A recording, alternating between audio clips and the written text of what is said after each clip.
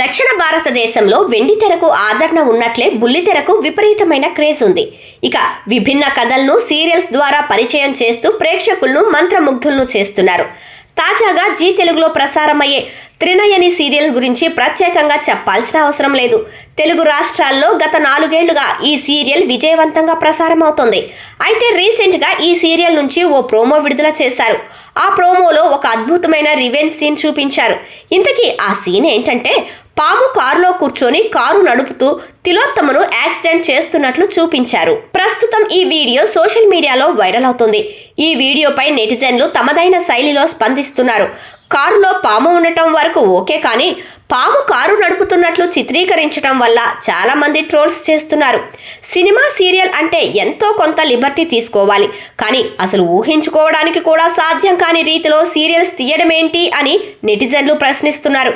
ఒకవేళ పాము మనిషి రూపంలో ఉండి కారు నడిపినట్లు చూపిస్తే కన్విన్స్ అయ్యేవాళ్ళమని కామెంట్స్ చేస్తున్నారు. ఇటువంటి సన్నివేశాలు తీసి సీరియల్స్ మీదున్న గౌరవాన్ని కోల్పోయేలా చెయ్యవద్దని కోరుతున్నారు బుల్లితెర ప్రేక్షకులు.